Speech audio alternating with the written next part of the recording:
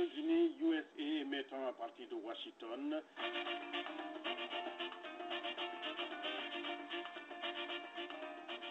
Suivez avec moi tous les samedis à 15h heure de Washington, 20h temps universel Washington Débat, une émission des services de programme de Radio Guinée USA émettant à partir de Washington. Radio Guinée USA, c'est cette première radio numérique praticable à www.rgusa.net. Vous pouvez aussi écouter nos émissions en différé sur votre téléphone portable à partir des États-Unis en composant le 209 647 1599 et le code qui suit est le suivant 67 21 37.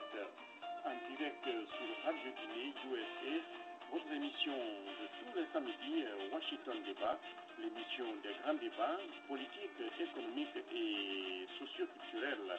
Washington Débat animé par Georges Léonard Seigneau, c'est tous les samedis sur nos antennes. Connectez-vous, mesdames et messieurs, en cliquant sur www.rgusa.net ou appelez le standard de la radio et participez en direct sur nos antennes tous les samedis en composant le 209 647 16 00 et le code qui suit c'est le 67 21 37. Encore une fois, pour participer à Washington Débat en direct tous les samedis sur nos antennes, mesdames et messieurs, fidèles auditeurs et auditrices, il suffit de composer le standard de la radio qui est donc le suivant 209 647 16 00 et le code qui suit est le suivant 67 21 37. Washington Débat, c'est tous les samedis à 15h heure de Washington, soit 20h temps universel. Pour vos critiques et suggestions, pour vos dédicaces, une seule adresse, contact@rgusa.net. contact@rgusa.net ou à washdeba@gmail.com. Washdeba, ça s'écrit donc WASH débat DEBATS @ ou à commercial gmail.com. Washington Débat, c'est cette émission qui vous parvient tous les samedis en direct sur nos antennes à partir de 15h heure de Washington, soit 20h temps universel. Oh, je suis connecté. Cette émission des grands débats est animée par Léonard Seigneau. Merci de vos correspondances et Allô? sur nos antennes. 14h à Chicago, 15h à Washington. Mesdames et messieurs, bonsoir et bienvenue sur Washington Débat. Washington Débat, 77e édition en direct de Washington sur Radio Guinée USA, votre première radio numérique praticable à www.rgusa.net. Nous vous informons aussi que cette radio va devenir très bientôt Radio Top Africa, praticable à www.radiotopafrica.com. C'est la nouvelle du jour. Mesdames et messieurs, l'honneur m'est choix de vous présenter nos auditeurs et invités du jour. L'heure est à la mobilisation à Chicago. Chicago, l'Afrique a fait le plein. Alors, en direct de Chicago, nous serons en ligne nos invités du jour. L'honneur nous est choix, mesdames et messieurs, dans ce studio central de Washington, de vous présenter Edon Madi. Il est le président fondateur de l'ONG National Express à Brazzaville, au Congo, vous l'avez compris. Edon Madi n'est pas seul sur la liste. Il est accompagné de son complice du jour, monsieur Aliou Oumarou. Aliou Oumarou est président du Conseil national de la jeunesse à Niamey. Nous sommes au Niger. Alors, sans plus tarder, mesdames et messieurs, nous allons donc ouvrir les grands panélistes de ce jour. Mesdames et messieurs, voici les principaux thèmes de cette émission. Afrique, la problématique de l'emploi et du chômage des jeunes. En Afrique subsaharienne, défis et perspectives. Études de cas, la Guinée, le Niger, le Congo et la Côte d'Ivoire. Car nous aurons aussi deux Ivoiriens dans cette émission. Et bien évidemment, aux États-Unis, nous allons terminer donc cette émission par tirer la leçon du grand dîner gala organisé ici avec FAST le week-end dernier par la Fondation Batoniba pour la culture et la paix en Afrique.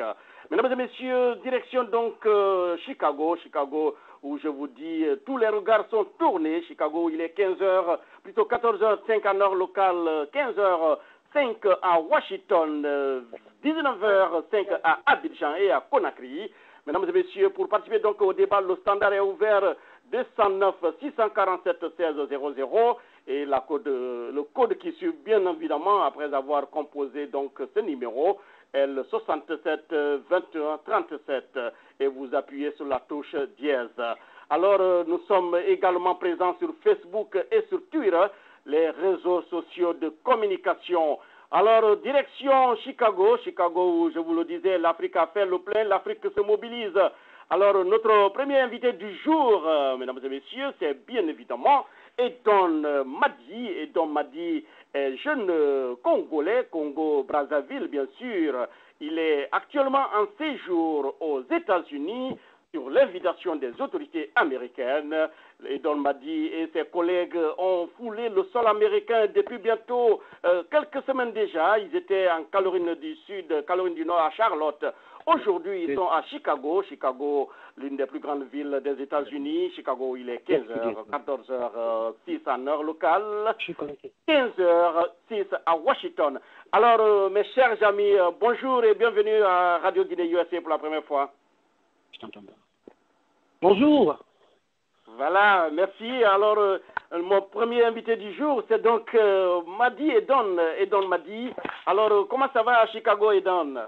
Ça se passe super bien ici. En tout cas, il y a une atmosphère plutôt amicale et ambiante ici à Chicago. Très bien. Alors, nous allons aussi essayer de prendre la température du côté de notre cher ami Aliou Oumarou. Aliou Oumarou est président du Conseil national de la jeunesse à Niamey, au Niger. Alors, Aliou, comment ça va et le séjour à Chicago? Mais à Chicago, ça se passe bien, sauf qu'il y a une chaleur d'enfer qui nous a accueillis, mais cette chaleur a oublié que je viens du Niger. Voilà, vous n'êtes pas étranger à cette chaleur.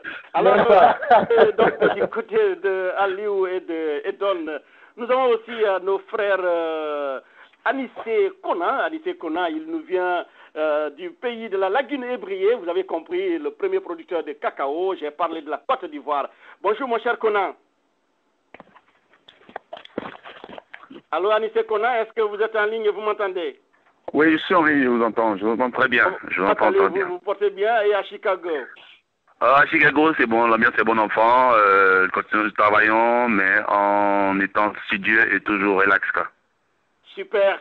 Du côté donc de Anissé, nous avons aussi notre frère et ami Landry Kyo, qui séjourne aussi à Chicago, aux côtés de ses confrères d'Afrique. Alors, comment allez-vous, mon frère Kyo? Ah ben, je vais très très bien. Je salue toute la communauté africaine aux États-Unis. Je salue aussi nos amis qui sont en Afrique. C'est la grande Côte d'Ivoire qui fait son retour sur la scène internationale et nous sommes heureux de pouvoir la représenter. Merci encore pour l'invitation. Merci beaucoup, mes chers amis, mes chers frères, chers panafricains. Le thème qui nous regroupe cet après-midi ici sur les antennes de Radio Guinée USA, votre première radio numérique praticable, je le disais tantôt, à www.rgusa.net.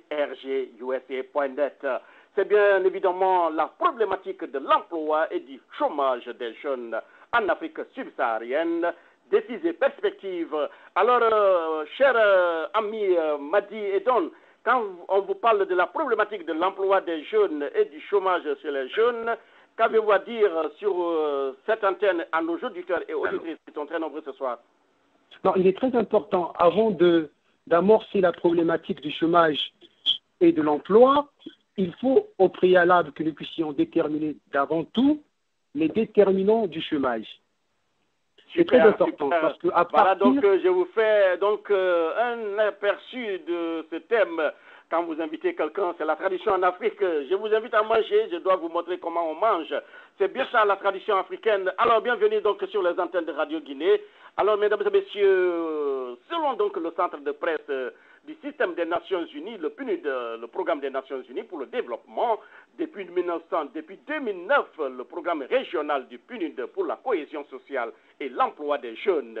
Un partenariat qui réunit le PNUD, l'OIT, l'ONIDI et l'UNESCO apporte son appui à 12 pays d'Afrique subsaharienne pour les aider à concevoir des politiques macroéconomiques favorisant l'emploi des jeunes et facilitant l'acquisition de connaissances professionnelles par les jeunes générations. Les jeunes ont en effet été durement touchés par la crise économique actuelle. Selon l'OIT, l'Organisation internationale du travail, vous l'avez compris, sur les 211 millions de chômeurs du monde, chiffre estimatif pour 2009, environ 83 millions, soit près de 40%, ont de 15 à 24 ans. Alors, un chiffre donc en Afrique plus précisément, les jeunes représentaient déjà 60% des chômeurs en 2005, chiffre actualisé, voire le rapport de l'OIT de 2010. Les femmes étant encore moins employées que les hommes. Alors cela va sans dire que la problématique reste posée. On s'attend d'ici 2015 à une augmentation du nombre de jeunes de 36 millions à une augmentation de la population active de 22 millions, celle-ci se situant alors à 135 millions de personnes. L'emploi des jeunes restera pour l'Afrique un problème à résoudre, tant sur le plan économique que sur celui de la sécurité. Le manque de moyens d'existence assurant des conditions de vie décentes étant l'un des facteurs favorables à la violence et à la criminalité. Donc, sur le continent, alors il faut organiser des débats pour organiser donc ces débats. Il faut des médias et voilà donc l'un des débats que nous tenons aujourd'hui. Le programme aide le pays donc à recueillir des meilleures données sur le travail et l'emploi, à concevoir des politiques susceptibles d'encourager la création d'emplois et d'entreprises. Je m'en vais donc m'arrêter là pour qu'on puisse ouvrir ce grand débat. Alors, mon cher Edon Madi, vous avez suivi mon exposé, donc ce rapport PNUD. Alors, en vous basant sur ce rapport, quelle est la problématique de l'emploi et du chômage chez les jeunes en Afrique subsaharienne, Edon Madi? Évidemment, c'est ce que je disais, qu'il faut d'abord au préalable qu'on détermine et qu'on identifie les déterminants du chômage et de cette problématique avant de pouvoir envisager des solutions, les politiques pouvant adresser cette situation. Donc, premièrement, il faut savoir qu'est-ce qui est à l'auteur de ce chômage-là. Une question très importante et qui mérite aussi des réponses très importantes. D'abord, je note la dynamique démographique générant une forte demande d'emploi. Ça, c'est un facteur important. Parce que si on observe les statistiques de la Banque mondiale, on dit que la population africaine, elle est relativement jeune. Et à partir de 2025, la population, plus de 40% de la population africaine est toujours en moins de 30 ans. Donc ça, c'est une importante transformation de la démographie et qui génère des besoins de travail. Et de l'autre côté, il y a insuffisance de croissance économique pouvant absorber cette démographie. Donc il y a deux problématiques très importantes. De l'autre côté aussi, on voit quoi? On voit une faible adéquation entre la formation et les besoins de l'économie. Ça veut dire que nos formations académiques ne sont pas toujours taillées aux besoins pratiques et concrets dans le niveau de l'emploi. Quelqu'un sort avec un diplôme, mais ce diplôme ne le sort pas trop pour des raisons professionnelles. Donc ça aussi, c'est un facteur très important qui détermine le chômage et qui explique la problématique du chômage. Donc il nous faut d'abord déterminer les causes avant de pouvoir trouver les solutions. Super. Merci beaucoup à Edon Madi, mesdames et messieurs, fidèles auditeurs et auditrices. Je vous rappelle que Edon Madi est jeune Congolais, Congo bien sûr, la République du Congo, capitale Brazzaville. Alors le temps pour nous de dire bonjour à tous nos amis du côté du fleuve Congo et dans les deux Congos bien sûr, Kinshasa, à Bukavu et à Goma, mesdames et messieurs. Donc nous vous disons que l'Afrique est aux États-Unis présente aujourd'hui sur nos antennes. Alors, de Brazzaville, nous faisons un détour du côté de l'Afrique de l'Ouest pour atterrir à Niamey, au bord du fleuve Niger. Mon cher ami Aliou Oumarou, comment allez-vous et quand vous entendez parler de problématiques de l'emploi chez les jeunes et du chômage chez les mêmes jeunes, quel est votre avis là-dessus? Mon avis, c'est que la jeunesse nigérienne m'a élu il y a un an de cela pour justement prendre en compte cette préoccupation qui est devenue un problème crucial. Le chômage touche aujourd'hui tous les foyers chez nous. Et lorsque cette jeunesse n'est pas occupée, lorsque cette jeunesse est laissée à elle-même, elle peut faire des choses qu'on ne peut pas contrôler. Nous avons vu beaucoup de choses qui se sont passées dans le Maghreb. Nous n'aimerons pas que cela arrive dans nos pays. Et pour cela, il faudrait que les États et nous-mêmes, la jeunesse, doivent créer les conditions pour avoir des emplois sains et des emplois permanents. Parce que c'est malheureusement pourquoi dans beaucoup de pays, les jeunes sont livrés dans des situations très délicates.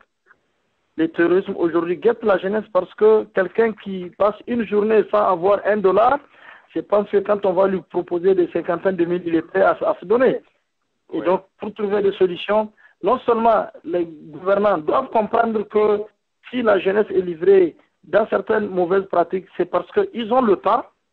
Et s'ils ont un travail, ils seront occupés et ils ne penseront plus à mener certaines actions qui ne contribuent vraiment pas au développement de nos pays. Particulièrement au Niger, je pense que nous avons la chance d'avoir un chef de l'État qui nous écoute beaucoup.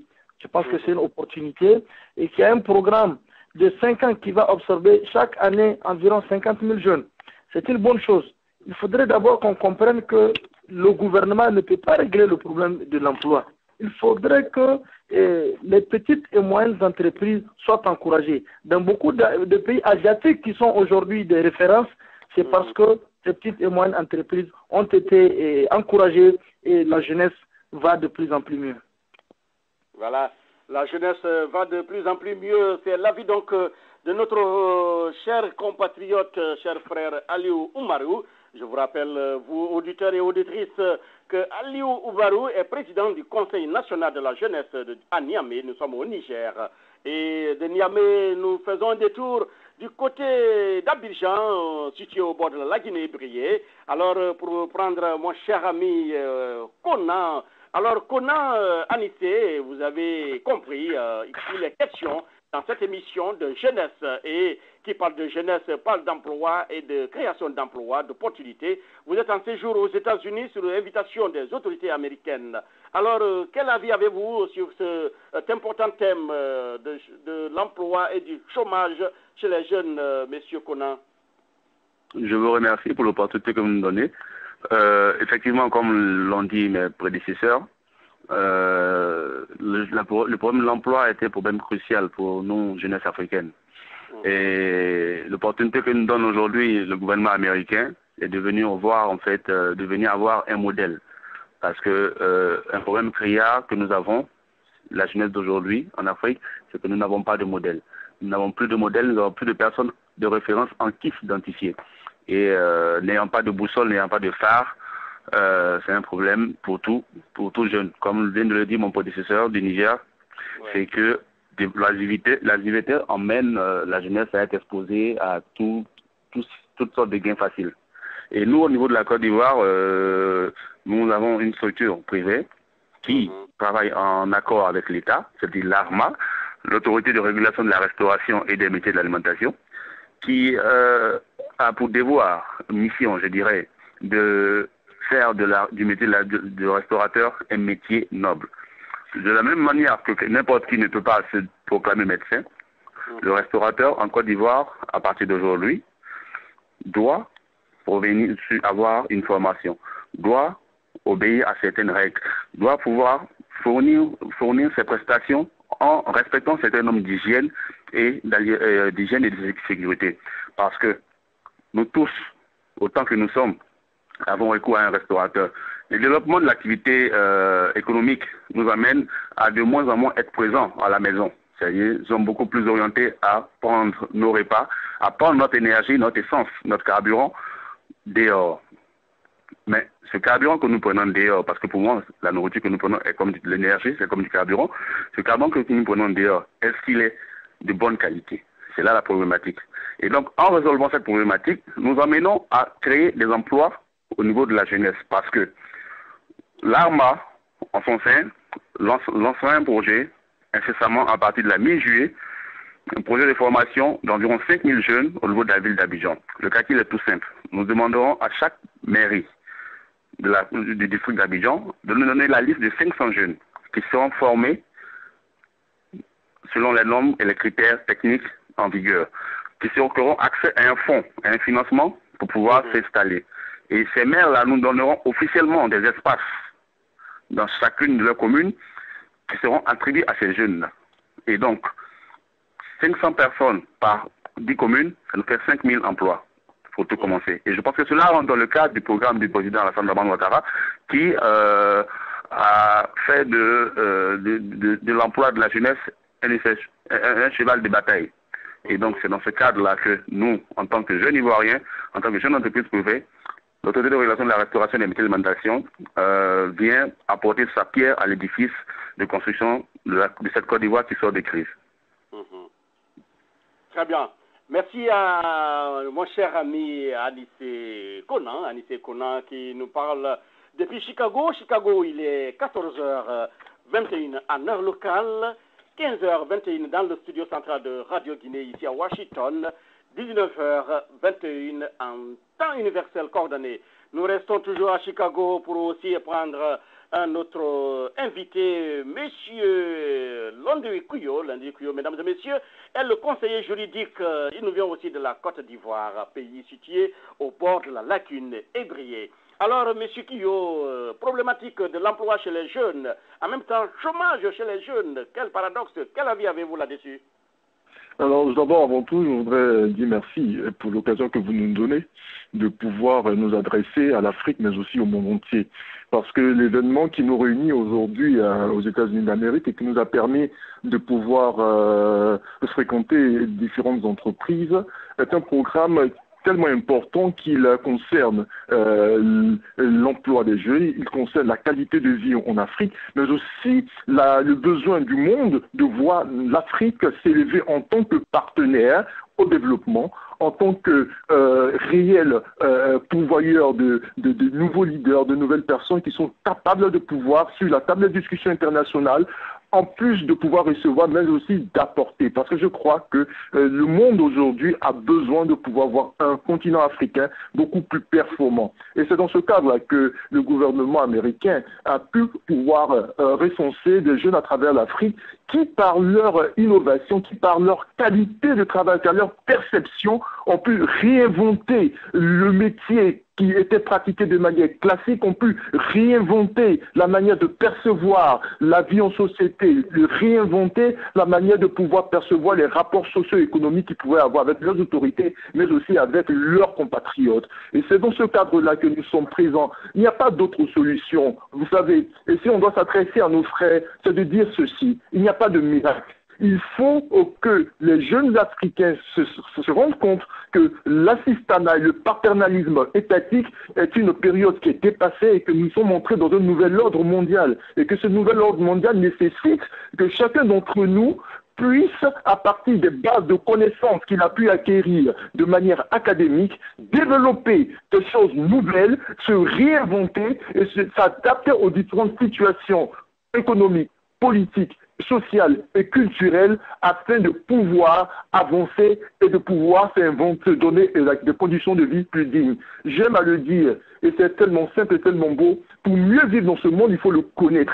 Et l'Afrique a besoin de pouvoir se mettre à jour. En informatique, on dit update, de se mettre à jour du monde nouveau, de savoir exactement ce qu'il propose, ce qu'il exige. Et je crois que nous ne sommes pas des personnes exceptionnelles pour être ici à Washington ou à Chicago. Nous sommes des jeunes Africains comme tous qui ont appris à se mettre à jour, qui ont appris à faire des sacrifices, qui ont appris à souffrir, qui ont appris à se rendre indépendants d'eux-mêmes, de leur famille et de leur État. Et c'est ce qui a valu le regard de l'État américain et leur permettant de pouvoir participer à ce programme. Voilà, c'était donc Kuyo Landry, jeune Ivoirien, en séjour sur invitation bien sûr des autorités américaines ici aux États-Unis, pays de l'oncle Sam, pour donc apporter partager ses expériences avec ses confrères et congénères américains. Merci, M. Kio. Nous remontons la pente pour retourner à Brazzaville, au Congo. Bonjour à tous nos auditeurs d'Olivier et de Pointe-Noire. Nous sommes toujours au Congo. Alors, M. Edon Madi, vous êtes congolais et vous êtes, disons, le président fondateur de l'ONG National Express à Brazzaville. Alors, quand nous parlons d'emploi concrètement chez les jeunes, pourriez-vous nous dire combien de jeunes employez-vous au sein de votre entreprise à Brazzaville? Bon, il y a une petite correction. Je suis président c'est pas une ONG, c'est plutôt une compagnie. Une compagnie qui s'inscrit dans le nettoyage industriel et commercial. Et je m'entends aussi connecté avec le traitement de déchets et le recyclage. Donc, c'est cela ma compagnie. Et si je peux donner un peu le background de ma compagnie, j'ai étudié en Angleterre dans le profil économique. Je suis reparti à Brazza l'an dernier, juillet, dans le fardeau et dans l'ambition de changer les conditions structurelles, les conditions sociales et économiques de mon peuple, en particulier les jeunes. Qu'est-ce qui se passe? Moi, je rentre après beaucoup d'années en Angleterre parce que nous pensons, et je pense particulièrement, que nous avons des responsabilités, non pas seulement envers nous-mêmes, mais envers nos sociétés, nos pays et notre continent, et aussi le monde en général. Donc, nous avons appris chez les autres et nous ramenons les capacités intellectuelles que nous avons accumulées et nous voulons les ajuster à nos conditions locales. Et ça, c'est très important parce qu'il y a une fuite des cerveaux, un exode des cerveaux des pays en voie de développement vers les pays développés. Et ça peut se justifier parce que les gens ont besoin de bien vivre. Mais aussi, au-delà de tes besoins immédiats de bien vivre, d'améliorer tes conditions sociales, tes conditions économiques, il ne faut pas oublier qu'on a aussi des responsabilités envers nos sociétés et envers nos communautés, envers nos frères et envers nos sœurs. C'est dans ce contexte-là que je suis revenu pour mettre en place ces structures. Alors, j'ai acheté le matériel qu'il faut et je me suis mis à encadrer une bonne partie de la jeunesse congolaise. Et là, j'ai 40 employés déjà. Et j'entends nouer les relations de partenariat avec les multinationales dans le domaine du pétrole. Donc, je parle déjà de Total, je parle de Eni, je parle de Chevron, je parle de Halliburton, de tous ces grands opérateurs économiques. Et là, ils vont générer des contrats qui permettront d'employer un grand nombre de jeunes et pour réduire le taux de chômage. Mon confrère qui a précédé l'a bien dit, si les jeunes ne sont pas occupés, ils seront occupés à d'autres choses. Il est important de savoir que l'ennui crée le besoin. Et ce besoin-là peut être étanché par divers moyens. Donc, nous devons canaliser les jeunes vers une direction qui est beaucoup plus productive. Et si on ne le fait pas, alors on va assister à une déchéance sociale et humaine de nos sociétés.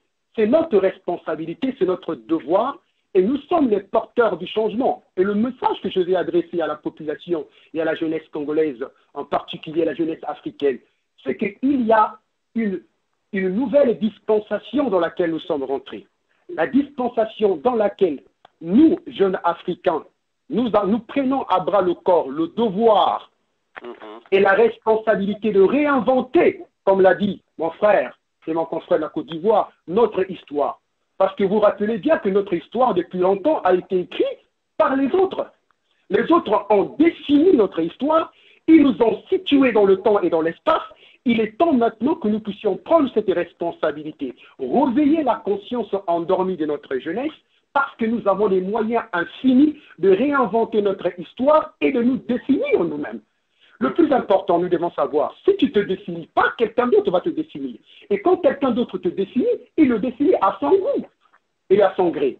Alors, il est temps que nous puissions nous inscrire dans le temps, il est temps que nous puissions prendre notre place dans la communauté des nations et que notre voix soit audible et que les gens comprennent que l'Afrique ne continuera pas toujours à subir. Cette Afrique, elle est jeune.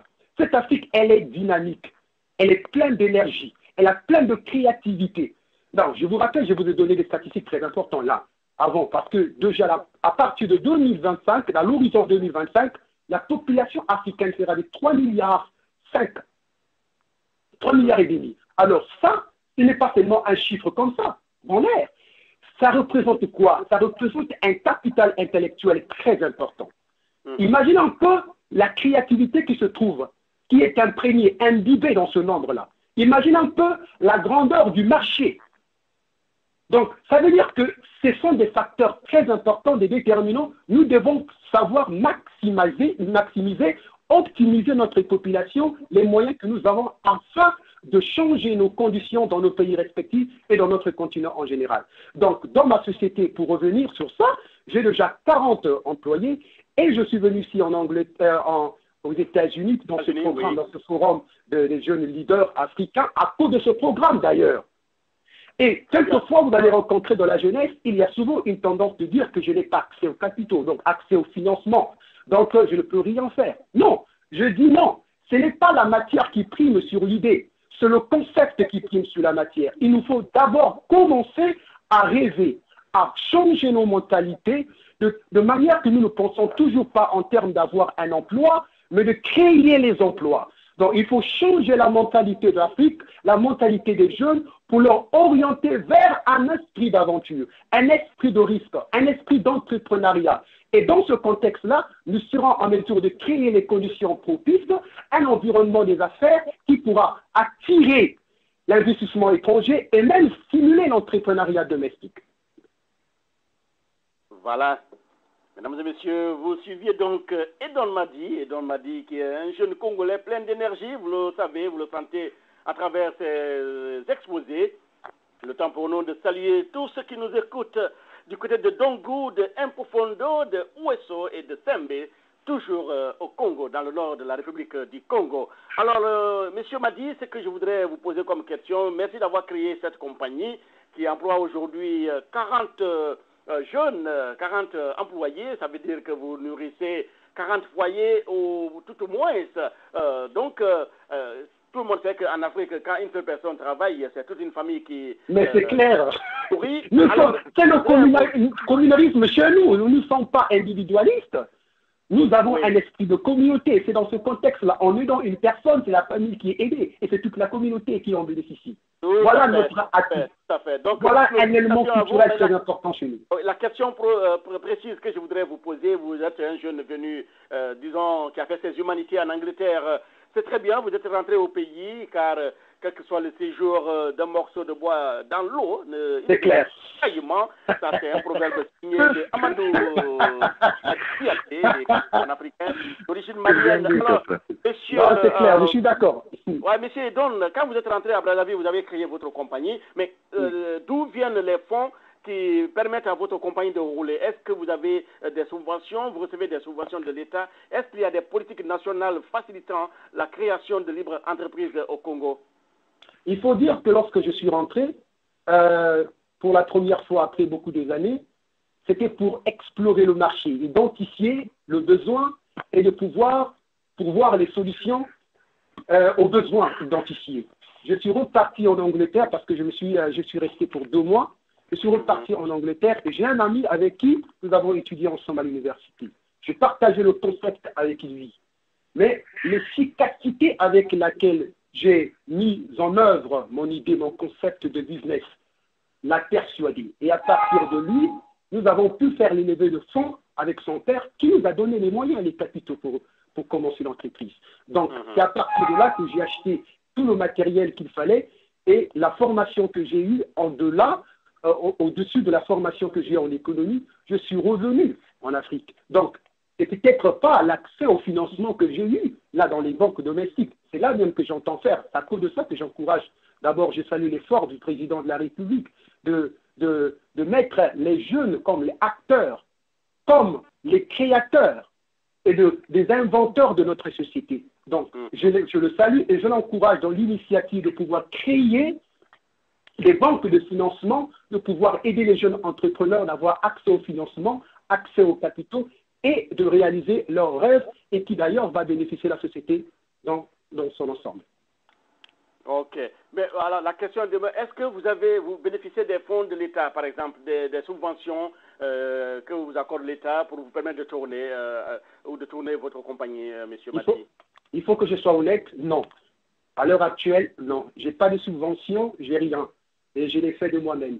Et j'entends repartir, encourager mon gouvernement dans ce sens, parce qu'il y a beaucoup de gens qui ont des idées, qui ont des concepts très intéressants, mais qui n'ont pas de moyens. Donc, il faut bien encourager le gouvernement de mettre en place les politiques qui favorisent et qui créent les conditions propices au développement des jeunes. Très bien. Monsieur Madi, une dernière question avant que je ne m'envole pour le Niger.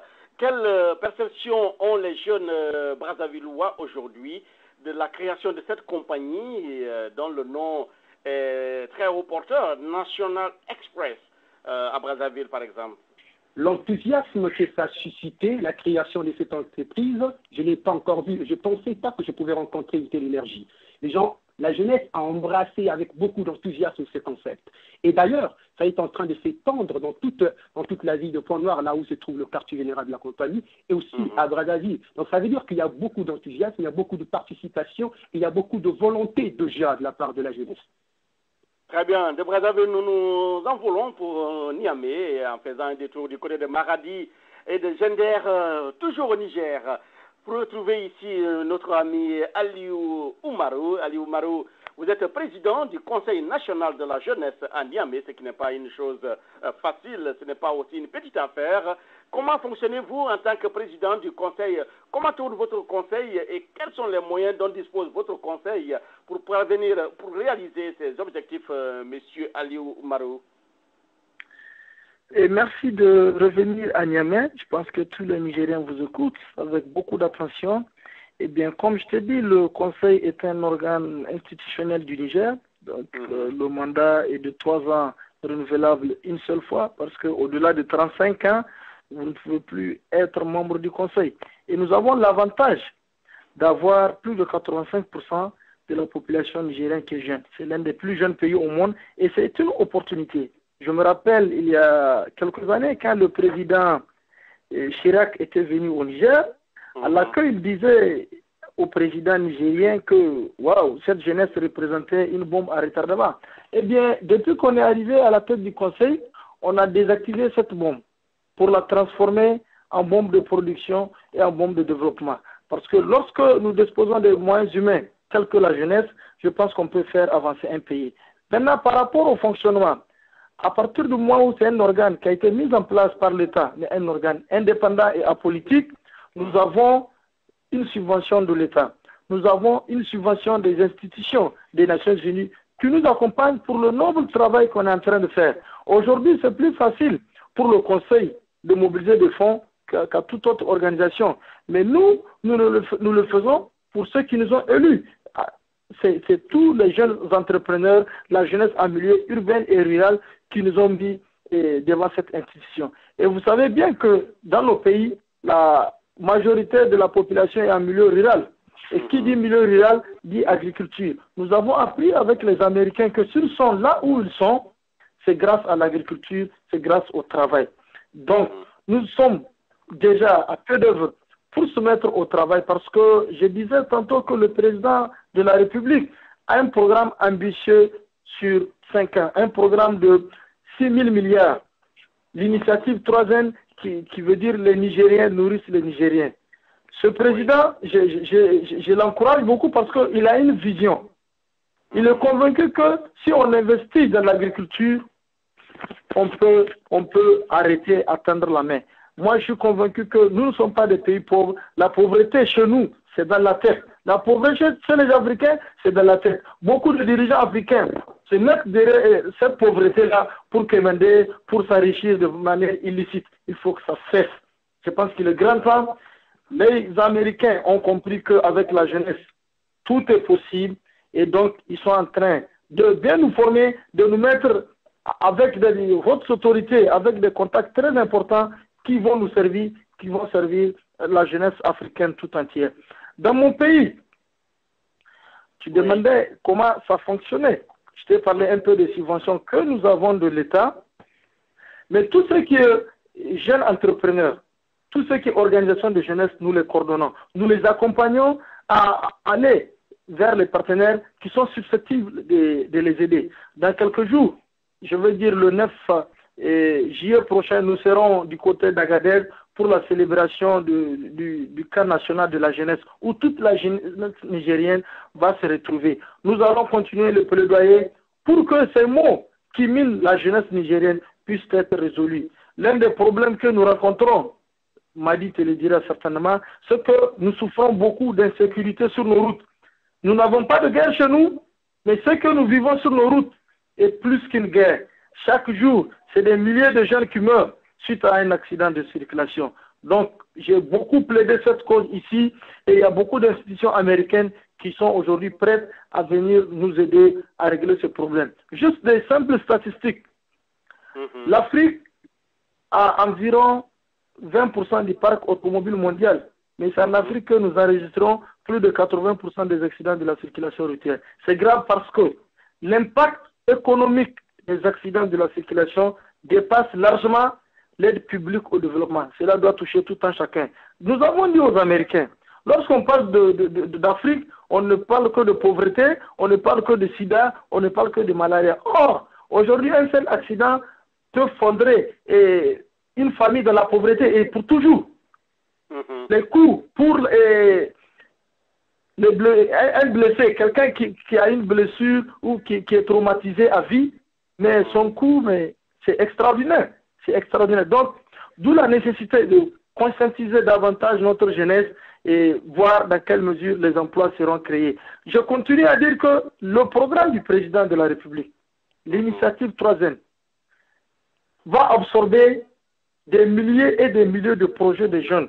Il vous souviendra qu'en janvier dernier, le Niger a organisé en collaboration avec l'Organisation internationale de la francophonie un sommet international jeunesse et emploi vert.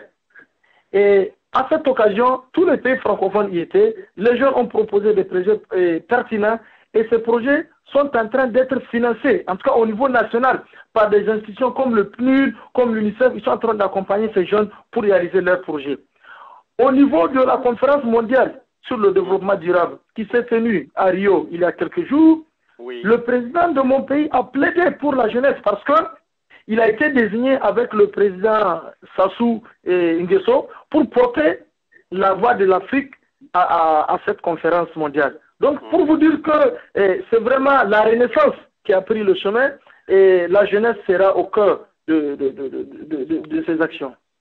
La jeunesse sera au cœur du développement car c'est d'elle qu'il s'agit et quand on parle de jeunesse, qui parle de jeunesse parle de développement. Merci à vous, messieurs Aliou Oumarou. Le temps pour nous de saluer tous les pêcheurs qui sont actuellement même dans leur pirogue sur le fleuve Niger et tous les voyageurs en route pour Zender au Maradi. Mesdames et messieurs, l'émission se poursuit. Direction Abidjan. Abidjan où nous saluons notre consoeur Yvonne Macquarie. Yvonne Macquarie, mesdames et messieurs, je vous rappelle qu'elle est une grande journaliste écrivaine d'origine ivoirienne. Elle est actuellement en séjour dans ce beau pays que nous aimons. Alors, aussi un clin d'œil à tous ceux qui nous écoutent du côté de Allocodrome de Cocody. Vous l'avez compris, nous sommes toujours à Abidjan. Alors, Anissé Conan, vous avez brossé la situation. Vous êtes au sein d'une entreprise ou d'une compagnie dénommée Arma. Arma qui emploie aujourd'hui beaucoup de jeunes. Alors, pouvez-vous nous dire aussi dans votre pays, est-ce que l'État intervient dans la gestion de Arma? Si oui, quelle est la part donc de l'État dans la gestion de Arma, qui est une entreprise de régulation et multi-alimentation? Alors, monsieur Conan, vous avez l'antenne pour votre point de vue, s'il vous plaît. Ok, je vous remercie. L'ARMA aurait été l'autorité de régulation de la restauration et des métiers de l'alimentation. Et donc, de par ce fait, l'éventail des activités que nous couvrons est très large. Et donc, nous brassons beaucoup de jeunes. En termes d'employés permanents au sein de l'ARMA, nous sommes environ 32 personnes. 32 personnes, je dis environ parce que là, dès que je rentre sur Abidjan, il y a 5 nouvelles personnes, 5 nouvelles recrues que nous intégrons. Mais l'objectif majeur, c'est combien d'emplois est-ce que nous créons au niveau de la jeunesse. Parce que le but, c'est de travailler pour ces jeunes-là, ces jeunes qui sont déboussolés, en fait. Et c'est ça. Nous avons effectué déjà un pré-référencement au niveau de la ville d'Abidjan, seulement au niveau de la ville d'Abidjan, qui est la capitale du pays. Et nous avons dénombré en termes de jeunes et de femmes qui participent à la restauration, je dis bien un pré-référencement. Nous avons un nombre autour de 41 000 personnes. 41 000 personnes qui interviennent dans le secteur. Ça part des grands restaurants à la jeune dame qui vend en bordure de route. Parce que toutes ces personnes-là produisent de l'aliment. Et donc, c'est toute cette communauté-là que nous cherchons à organiser. Parce que, qu'est-ce que nous avons appris de plus belle quand nous sommes arrivés ici aux États-Unis?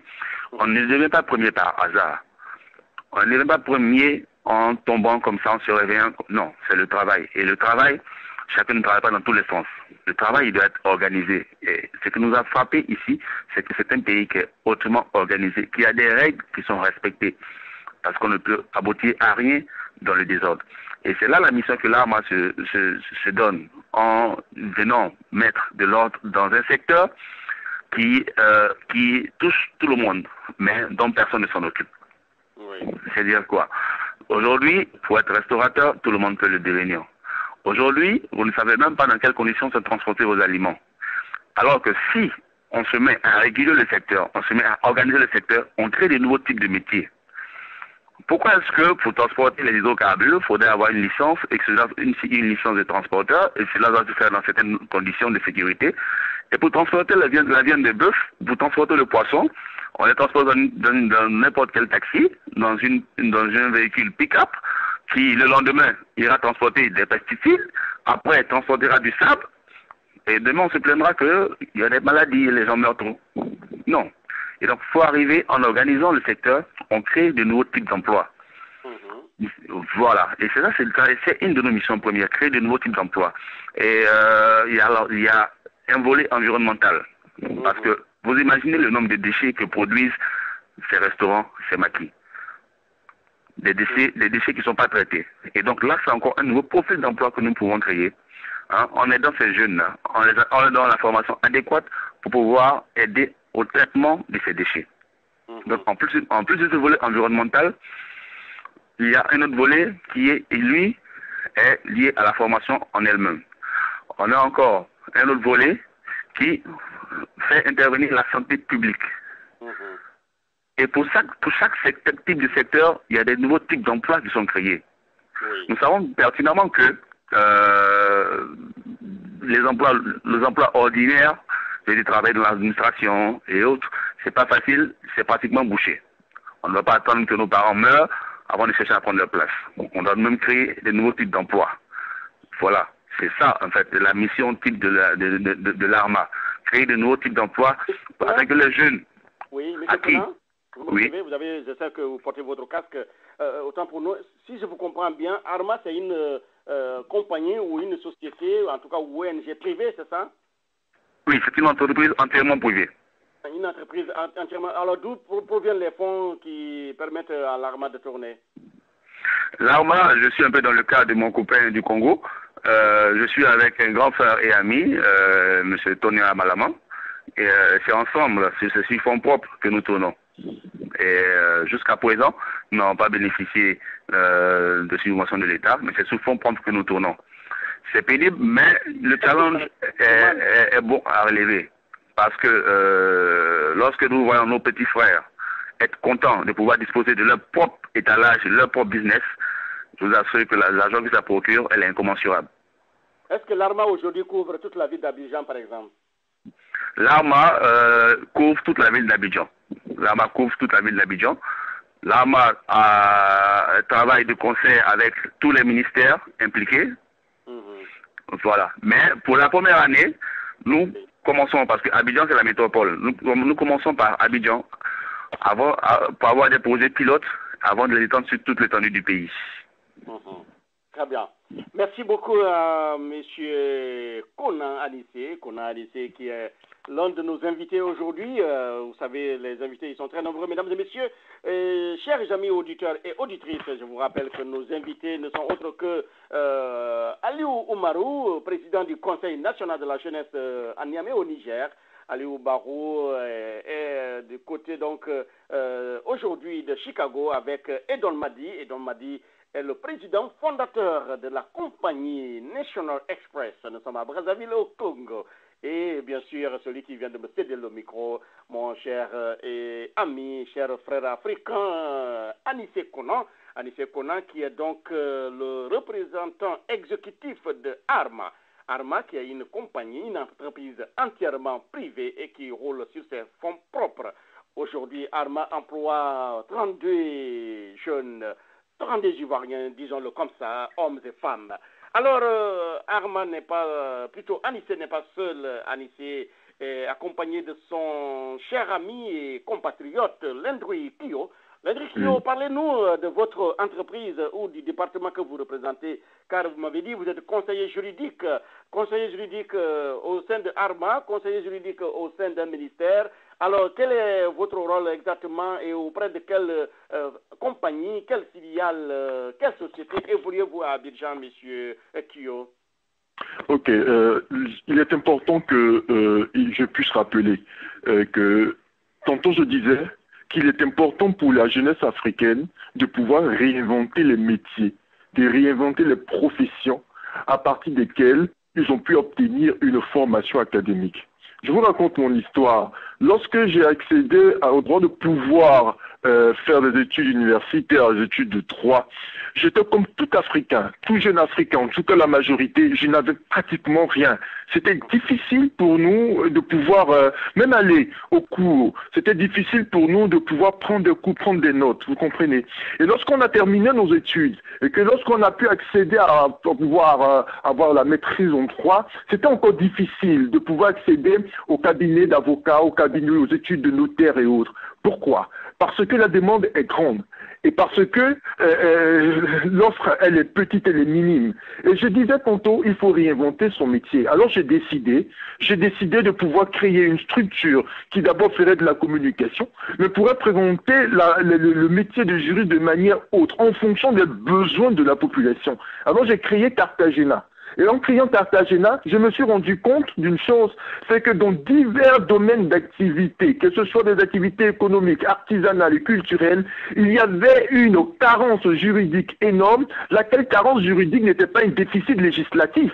Bien au contraire, il était plutôt un déficit ou une impossibilité pour ces personnes évoluant dans ces domaines d'activité de pouvoir bénéficier de conseils, de pouvoir bénéficier de l'attention et de la couverture juridique parce que celle-ci coûte bien trop cher.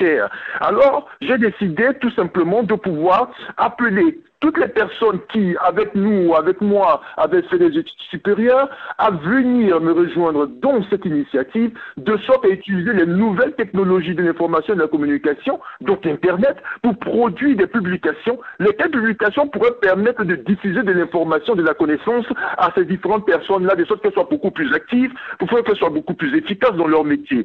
Alors, il y a eu des publications à caractère culturel, dans le domaine de la mode, dans le domaine de la culture en général, et nous avons décidé de pouvoir créer des publications juridiques. Et cette publication juridique qui devait être créée va nous permettre d'avoir un magazine en ligne et aussi un magazine en format physique.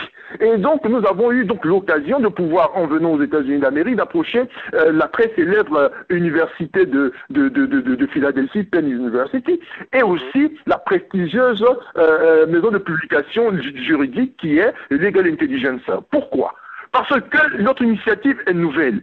Nous avons pu ainsi, sans être juge, sans être procureur, sans être avocat réel, de pouvoir créer le besoin et de satisfaire le besoin de droit, de connaissance de ces droits et devoirs des populations. Voici ce qui est important. Et donc, par cette initiative, nous permettons ici à des jeunes de se créer des opportunités d'emploi, de se créer des conditions et un environnement serein, de sorte à ce qu'ils puissent gagner de l'argent pour vivre sereinement, de vivre de manière digne. Vous comprenez? C'est important. Lorsque je décide, par exemple, de faire une publication en ligne sur le tourisme et sur l'artisanat, je suscite ainsi l'intérêt des différents opérateurs économiques de venir faire de la publicité. Et lorsqu'ils font de la publicité, je gagne de l'argent. Et quand je gagne de l'argent, je peux me nourrir moi-même, je peux nourrir ma famille.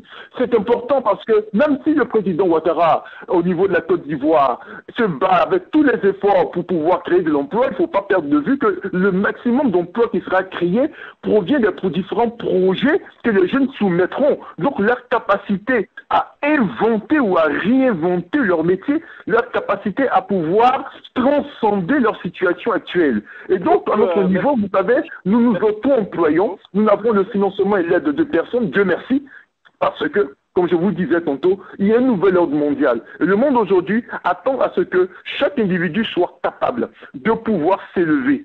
Lorsque vous vous serez élevé, lorsque vous aurez montré que vous êtes capable de pouvoir vous donner une condition de vie digne, c'est à ce moment-là qu'on viendra vers vous et qu'on vous aidera. C'est à ce moment-là qu'on vous tendra la main. Oui, merci beaucoup, M. Kio. Je rappelle à nos auditeurs et auditrices que vous suiviez Landry Kio, qui est conseiller juridique auprès de Tartagena, je pense bien, à Abidjan. Et ils sont actuellement en séjour ici aux États-Unis sur invitation des autorités américaines. Nous allons essayer de prendre notre premier auditeur qui est aussi un panéliste Radio Guinée USA, M. Jules Fangamou. Il s'agit de vous. Nos invités sont aujourd'hui M. Edon Madi, africain de Brazzaville au Congo, Aliou Oumarou, président du Conseil des jeunes à Niamey au Niger, M. Landry Kio, qui est conseiller juridique auprès de Tarjagena à Abidjan en Côte d'Ivoire, et son compatriote, notre cher frère panafricain, Anissé Conan, toujours de la Côte d'Ivoire. Monsieur Jules Fangamou, vous avez l'antenne pour poser une question ou faire des commentaires sur le thème de l'emploi jeune et chômage au niveau des jeunes en Afrique. Allô? Yeah, bonsoir, M. Georges. Oui. Bonsoir. Allez, vous avez l'antenne. Quand on parle de l'emploi chez les jeunes et du chômage chez les mêmes jeunes, qu'avez-vous à dire, M. Fangamou? Oui, je remercie vraiment mes frères ivoiriens et congolais, nigériens. Donc, je leur dis welcome to United States. Oui. Donc, vraiment, je suis vraiment content de les écouter. Oui. Donc, vous savez qu'en Afrique, je voudrais quand même un peu encore commenter un peu sur surtout le problème africain, comment l'emploi des jeunes en Afrique. Oui, allez. Oui, je pensais qu'en Afrique, chez nous, il y a tellement de problèmes que nous devrons régler. Comme aujourd'hui, le taux de chômage en Afrique, c'est tellement en Afrique, c'est le plus grand problème en Afrique. Donc, j'aimerais vous dire, est-ce que le gouvernement, vous pensez que le gouvernement qui se trouve comme ça en Côte d'Ivoire, j'ai aimé le programme de Hassan Ouattara et je l'apprécie, c'est mon président le préféré en Afrique et je l'ai adoré. Merci de vous remercier. Oui. Donc, parce que celui, il a beaucoup de vision. Comment il doit créer le travail et comment il doit. Et je le suis souvent, je suis guinéen, mais pour moi en Guinée, j'ai beaucoup de problèmes en Guinée et on n'arrive pas à comprendre comment pendant le président a fait pendant presque un an, on n'a pas l'Assemblée nationale. Donc comment dans un pays comme ça nous pouvons créer du travail? Comment nous pouvons aider les jeunes à travailler, à toujours de pagaille dans le pays? Donc c'est ça qu'ils avaient à leur dire. Très bien. Merci beaucoup, M. Jules Fangamou. Alors, je commence par mon confrère, mon cher frère panafricain de Brazzaville, Congo. Et donc, m'a dit, vous avez la question vous arrive. Il a commencé par dire qu'il apprécie d'abord votre présence ici. Et la question qui se pose, comment peut-on créer de l'emploi dans un pays où les institutions ne sont pas au complet? Je crois, si je puisse me résumer ainsi. En Guinée, il a pris l'exemple de son pays, par exemple, la Guinée, notre pays, où le Parlement n'est pas encore élu, où l'Assemblée nationale donc ne fonctionne pas. Et est-ce que dans un pays comme ça, où le président démocratiquement élu a fait plus d'un an de mandat, la jeunesse peut avoir de l'espoir? Alors, Edon m'a dit, quel élément de réponse avez-vous pour notre auditeur et panéliste? Merci pour la parole et merci pour la question. Je trouve que c'est un point très important, il est très crucial que l'État doit mettre en place des institutions, des infrastructures institutionnelles qui permettent de mettre en place des politiques macroéconomiques favorables à l'épanouissement de l'entreprise privée ou peut-être à attracter l'investissement étranger. Ça, c'est très important. Mais je veux le dire, ce n'est pas un obstacle en tant que tel, parce que si on laisse la fonction du développement de la transformation structurelle de nos sociétés à l'État, on ne fera rien. L'État n'est qu'un catalyseur. Et comme je veux dire par là que le développement d'une nation, d'un pays ou d'un continent, c'est entre les mains de l'entreprise et privée. Le secteur privé, c'est le secteur qui crée les emplois. Il revient aux entrepreneurs le pouvoir d'inventer. C'est vrai que c'est difficile dans un environnement où les conditions, où les infrastructures institutionnelles ne sont pas en place, c'est très difficile pour que l'entrepreneuriat puisse naître. Mais ça ne doit pas nous décourager, parce qu'on doit se battre et utiliser les moyens de bord que nous avons pour créer les conditions favorables, pour créer l'emploi nous-mêmes. Si on s'attend que l'État puisse mettre des structures en place, après qu'on puisse venir à l'intervention, on attendra longtemps, parce qu'on sait jamais, la plupart de nos États en Afrique, il faut qu'on soit honnête, ne sont pas toujours représentants et ne sont pas toujours dans le reflet des besoins de la société. Il y a une déconnexion, on a constaté partout en Afrique, entre l'État et la population, entre l'État et les besoins économiques de la nation. Donc, on ne peut pas laisser le soin à l'État d'inventer des emplois, de créer les conditions toujours favorables. C'est vrai que ce soit l'idéal. On aimerait bien que l'État soit un catalyseur, mette les conditions macroéconomiques qui favorisent l'emploi. Mais si on attend toujours à l'État, on ne fera rien. Merci beaucoup, mon cher frère Madi. Vous écoutez donc Radio Guinée. Et maintenant,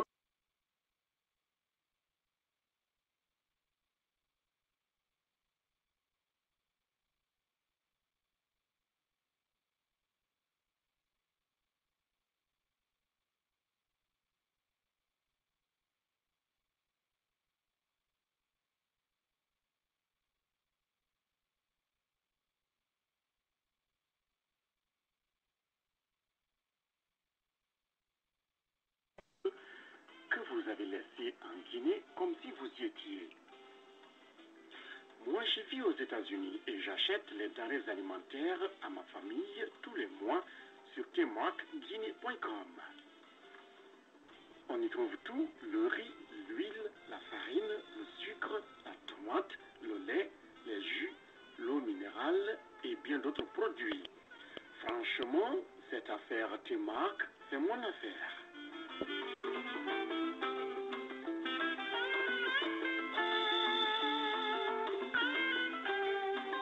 Allô? Alors? Allô? Ils sont en train de faire une pub, je crois. Je recharge le téléphone de mes parents chaque semaine avec tmarkguinée.com. Vraiment, je vous dis merci, Tmark. Moi, je suis en France et j'ai finalement réussi à avoir un terrain avec Tmark. Maintenant, Tmark m'aide à construire la maison de mes rêves. Ça représente beaucoup pour moi.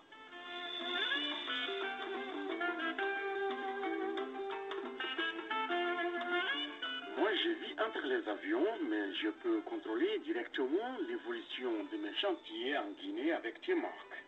J'achète tout ce qui rentre dans ma maison sur tmarkguinée.com. On y trouve tout, ciment, bloc, granit, sable, gravier, fer, bois et tout.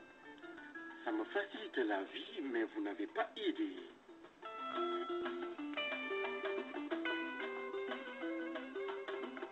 Vous pouvez aussi faciliter votre vie.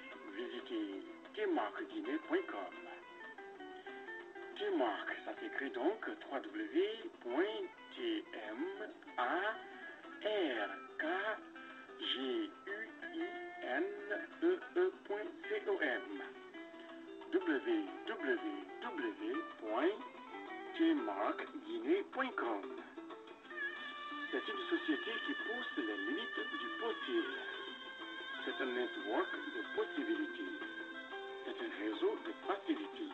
C'est Tmark. Tmark, le marché au bout de vos doigts.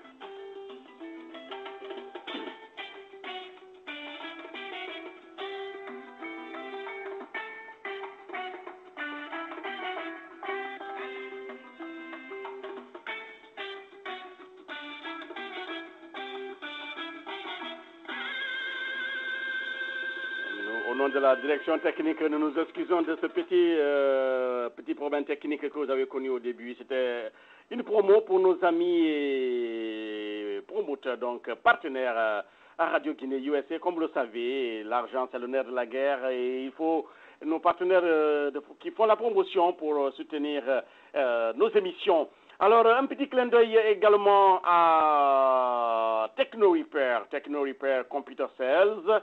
TechnoRepair, c'est cette compagnie gérée par Suleiman Diop à l'angle de New Hampshire et Georgia Avenue à Washington, D.C. Pour tout renseignement, contactez M. Diop au 202 492 93 48 ou à sdiop@technorepair.com.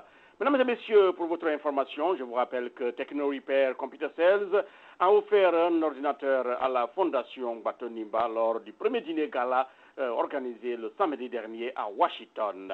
Également des partenaires R&B Shipping Company LLC, c'est à Baltimore, pour tout besoin de manutention en direction donc de l'Afrique, tout besoin de transport maritime en provenance ou en direction de l'Afrique, contactez donc R&B Shipping Company. Alors, M. René Djona et M. Alpha Barry vous attendent au téléphone 410 336 4300 ou le 410 258 32 60. Alors, mesdames et messieurs, notre émission se poursuit. Washington Débat en sa 70e édition. Nos invités du jour sont très nombreux. Ils sont tous panafricains. Monsieur Edon Madi, il est président de la compagnie National Express à Brazzaville au Congo. Il est actuellement en séjour aux États-Unis. Alors, Monsieur Madi n'est pas seul. Sur le programme, il est accompagné par son ami et cher frère africain, Aliou Oumarou, président du Conseil national de la jeunesse à Niamey au Niger. Également sur la liste des visiteurs américains, nous avons notre cher ami et cher frère panafricain Anissé Konan qui est donc de l'ARMA. Alors du côté d'Anissé, à côté d'Anissé, nous avons aussi Landry Kio. Ils sont tous venus de la Côte d'Ivoire. Il est conseiller juridique et je pense bien président de Tartagena qui est une grande... Voilà, une structure qui évolue à Abidjan pour permettre aux gens de bien gérer leur société et ils ont des publications sur l'Internet. Alors, nous avons aussi sur nos antennes, mesdames et messieurs, comme tous les samedis, des politologues et sociologues, analystes et entrepreneurs panafricains qui vivent ici avec nous à Washington. Je m'avais donc vous introduire, chers frères panafricains, Monsieur Chérif Nima François. Chérif Nima François est leader de communauté et est politologue qui a fait ses humanités à American University ici à Washington DC. Il est l'un des panélistes préférés ici à Radio Guinée. Il est sur nos antennes, il a eu le temps de vous suivre. Alors, Monsieur Chérif Nima François, il est question ici dans cette émission, cette grande émission en ce jour 30 juin, dernier jour du mois de juin. Alors il est question de l'emploi jeune et du chômage chez les jeunes, défis et perspectives. Alors, vous qui êtes politologue et qui êtes aussi leader de communauté, quel avis avez-vous quand on parle de l'emploi jeune et du chômage? C'est les mêmes jeunes, M. Chérif Nima François. Oui, merci Georges. Voilà, encore une fois, je suis très heureux pour être ce soir-là, pour être avec vous. L'emploi jeune et le chômage sur le continent africain en général. Et particulièrement, vous avez pris des cas, je vais m'adresser au cas guinéen en ce qui nous concerne aujourd'hui. Vous saviez, le gouvernement actuel a un ministre chargé de l'emploi jeune, il y a un ministre chargé du travail, il y a un ministre chargé de la fonction publique. Donc, il y a 3 ministères qui gèrent le même domaine presque en Guinée. En Guinée. Alors, pour vous dire que combien de fois le problème occupe le cœur de tous les dirigeants africains et particulièrement celui de la Guinée. Mais il y a un constat qui est très amer et qui est regrettable dans nos pays africains. C'est le constat qui fait croire à la jeunesse africaine que quand, après l'obtention de leur diplôme, le seul débouché, centre qui peut les accueillir pour leur premier emploi, c'est la fonction publique. C'est très regrettable que jusqu'à présent, l'esprit du secteur privé n'a pas encore dominé complètement la mentalité de la jeunesse africaine, et celle de la Guinée en particulier. Et je crois, et pour parler de l'emploi jeune, je crois qu'il faut d'abord orienter cette jeunesse-là et définir, en la définissant, qu'est-ce que c'est l'emploi jeune.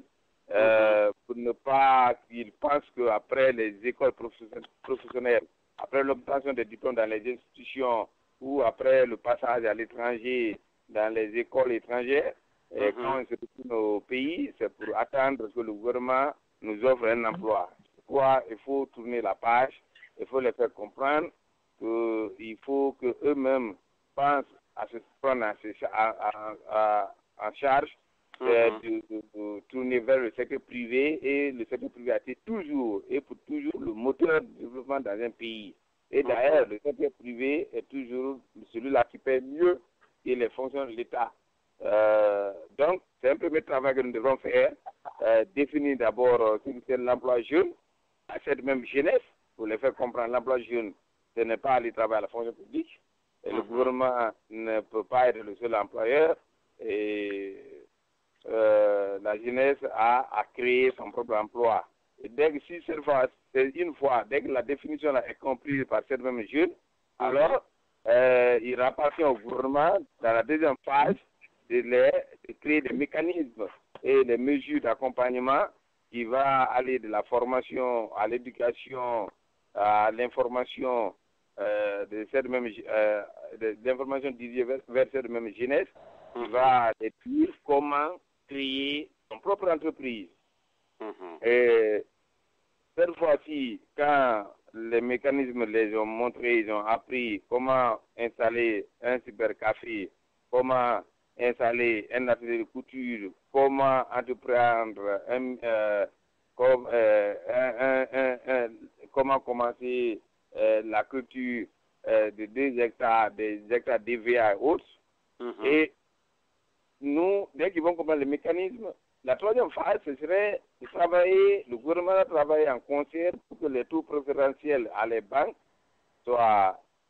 favorisent l'emploi jeune, que les jeunes soient capables d'aller vers les banques et que cette confiance se crée pour qu'ils aient accès quand un projet est présenté à la banque par un jeune qui est en recherche de l'emploi, ou bien qu'on appelle le premier emploi, ou bien la première entreprise, que une fois le projet est présenté à la banque, que la banque dit la faisabilité et le taux, un taux d'intérêt préférentiel lui soit accordé, très faible, pour commencer généralement la première année, et généralement qu'on les laisse au moins après le remboursement doit commencer après la première production, ou la commercialisation de la première production. Et moi je pense qu'on pourrait, avec ce projet, avec ces imaginations, on pourrait arriver à un peu courber le taux de chômage au niveau de la jeunesse.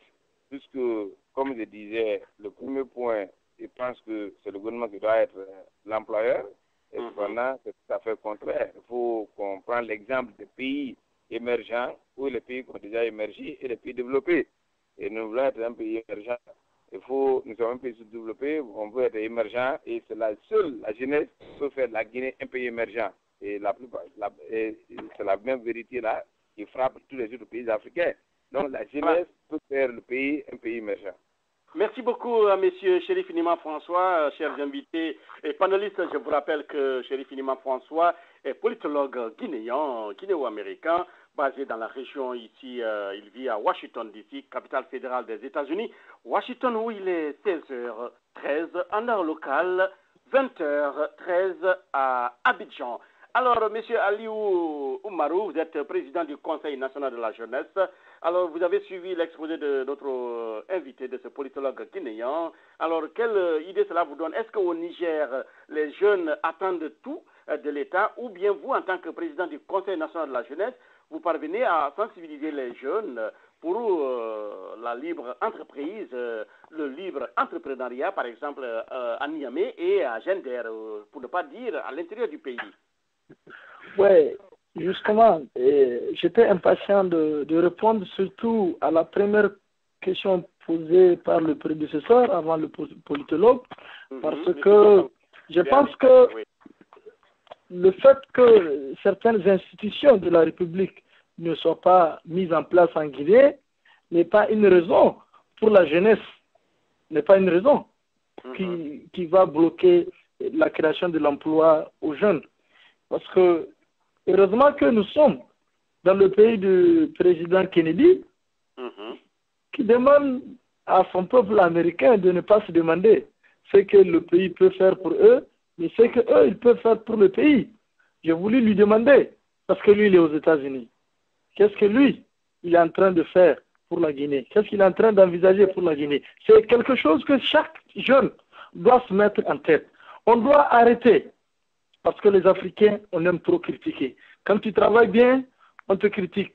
Tu travailles mal, on n'en parle même pas. Donc, il faudrait que nous comprenions que ces jeunes-là doivent être accompagnés, doivent être encouragés. C'est le cas aussi, c'est le cas ici aux États-Unis où les gens aiment leur pays et c'est le privé qui gère presque tout. Quand tu prends par exemple à New York, tous ces buildings-là n'appartiennent pas à l'État, c'est pour le privé.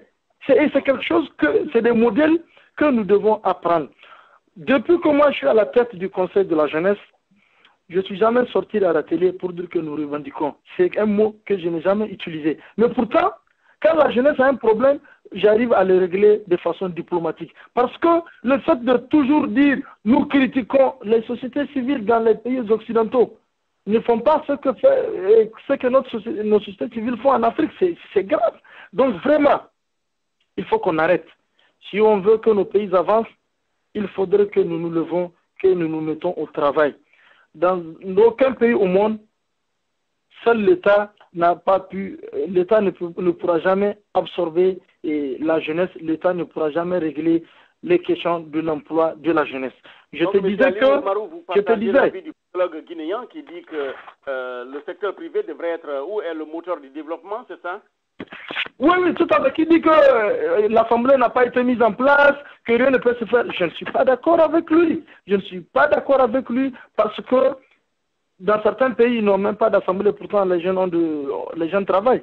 Ça n'a rien à voir. Il faudrait que chaque jeune se mette en tête que le mieux pour lui, moi je préfère aujourd'hui 1000 fois travailler dans le privé que d'être dans la fonction publique. Il faut juste aller dans la fonction publique pour se rendre compte que ce n'est pas l'Eldorado. Dans nos pays, le plus souvent, c'est ceux qui ne veulent pas travailler qui sont à la fonction publique. Parce que beaucoup à la fonction publique, honnêtement, ne méritent pas leur salaire. Des gens qui viennent de 8h à 18h rester dans le bureau en train de jouer sur leurs ordinateurs, des gens comme ça ne méritent pas de salaire. Mais pourtant, dans le privé, les gens savent comment ça se passe. Tu produis, on te paye. Et à la fin du mois, tu sais que tu as mérité ton salaire. Donc, cet esprit-là doit être cultivé. Au Niger, cet esprit doit être cultivé partout en Afrique. Très bien. Vous écoutiez Aliou Oumarou, président du Conseil national de la jeunesse à Niamey, au Niger. Au Niger où nous saluons tous nos auditeurs de la capitale. Alors, direction Abidjan, vous avez compris, après avoir survolé Jumbo Crowd, nous atterrissons à Abidjan pour retrouver mon cher ami Anissé Konan.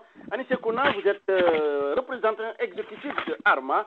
Pour nos auditeurs et auditrices qui viennent de nous prendre en marche, je vous apprends que ARMA, c'est une compagnie, une société, une entreprise donc privée qui emploie 32 employés à Abidjan.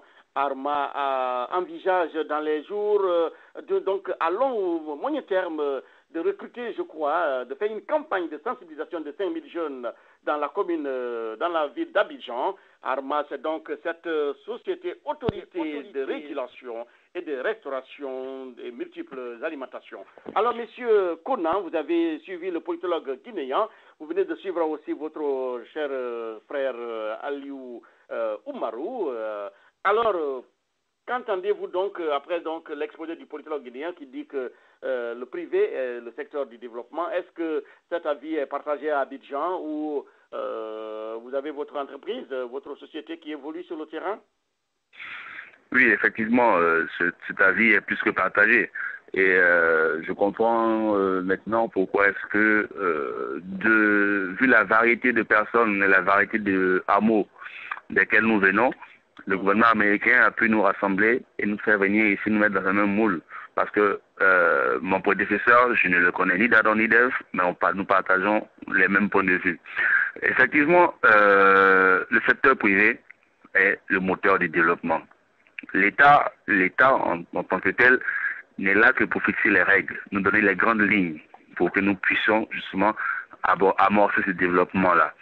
Effectivement, lorsque, avant l'intervention du politicologue, il y avait un autre intervenant qui avait parlé du manque de structure. Mais ça ce n'est pas un problème en soi. Ce n'est pas un problème en soi. Je pense que l'absence de l'Assemblée nationale ne peut pas être un frein au développement. Parce que nous, dans le cas de figure, au niveau de l'ARMA, qu'est-ce que nous avons fait? Nous avons pris sur nous de former des jeunes, de leur trouver des financements, de les installer et de les former aux règles de base de management, de les former aux règles de cuisine. Parce que si vous donnez de l'argent à ce monsieur et qu'il n'est pas capable de bien gérer, demain son entreprise ne pourra pas prospérer. Mais cet emploi que vous avez créé pour ces jeunes, demain, son business augmente, son business croît, il emploie d'autres jeunes, qui d'autres aussi emploieront d'autres jeunes, et ça fait effet boule de neige. Effectivement, là je reviens maintenant vers le deuxième politologue, c'est le secteur privé, c'est le volontariat en griffe qui constitue ce moteur qui donne cette puissance-là à l'État qui est là pour réguler. Parce que si vous n'avez pas de nouveaux jeunes qui, chaque fois, vont créer des emplois, qui ramasseurs de poubelles, qui préparateurs, qui ferronniers, qui mécaniciens, et qui plus tard devient un grand industriel, lorsqu'on prend M. Ford, il a commencé comment? Aujourd'hui, on est tous contents de parler de la marque Ford et autres, je ne fais pas de publicité, mais il a commencé avec tout petit atelier. Il a produit une voiture et aujourd'hui, c'est un géant de ce monde. Mais pourquoi ce qui est appliqué en Occident, aux États-Unis, ne peut pas être appliqué chez nous? Et qu'on pense que le petit mécanicien, il va toujours rester petit mécanicien avec ses deux baraques, ses deux tôles? Non. Ce jeune, il faut le former et il faut lui donner les moyens de pouvoir passer le cap. Parce que c'est une histoire de niveau. Il a commencé, on vous apprend à marcher. Vous arrivez à un certain niveau, vous avez besoin de l'appui de l'État ou des structures privées comme l'ARMA ou comme Cartagena qui vont vous permettre de passer à un autre stade de votre développement. Et si on n'a pas ça, on n'a pas ces différentes structures qui permettent d'avancer, c'est comme une plante, quand vous la mettez dans la terre, les premiers moments, vous donnez un tuteur pour qu'elle puisse grandir. Et donc, je suis totalement d'accord avec le politologue.